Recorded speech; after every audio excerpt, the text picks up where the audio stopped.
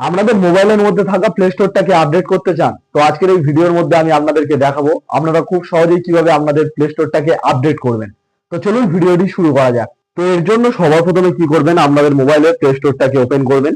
Play স্টোরটা open করার পর উপরের দিকে দেখবেন আপনাদের যে নামের লোগো রয়েছে জিমেলের, এখানে আপনাদেরকে ক্লিক করতে হবে। তো এখানে ক্লিক করার পর এবারে আপনারা যদি একটু স্ক্রল করে নিচের দিকে চলে আসেন, তো এখানে দেখুন একটি অপশন পেয়ে যাবেন সেটিংস বলে। এই সেটিংসে আপনাদেরকে ক্লিক করতে হবে।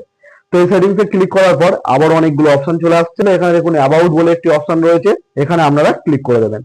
এখানে ক্লিক করলে এবার যদি একটু স্ক্রল করে নিচের দিকে আসেন, তো এখানে একটি অপশন পেয়ে যাবেন আপনারা প্লে স্টোর ভার্সন বলে, এবং এখান থেকে আপনারা আপনাদের প্লে স্টোরটাকে আপডেট করতে পারবেন। তো তার জন্য দেখুন আপডেট প্লে স্টোর বলে যে লেখাটি রয়েছে, এখানে আপনারা ক্লিক করে দেবেন। তো এখানে ক্লিক করার পর আমার সামনে দেখুন একটা পপআপ চলে আসছে, কারণ আমার প্লে স্টোরটা অলরেডি আপডেট করা রয়েছে। আপনাদের যদি না আপডেট করা থাকে, আপনারা এখানে ক্লিক করলে আপনাদের প্লে স্টোরটা সঙ্গে সঙ্গে আপডেট হয়ে যাবে। তো আপনারাও ঠিক এইভাবে আপনাদের গুগল প্লে স্টোরটাকে আপডেট করতে পারবেন। তো কেমন লাগলো আজকে আমার ভিডিওটি যদি হেল্পফুল হয় অবশ্যই একটি লাইক করে দেবেন, আর এরকম ভিডিও পেতে আমার চ্যানেলটিকে সাবস্ক্রাইব করে রাখবেন।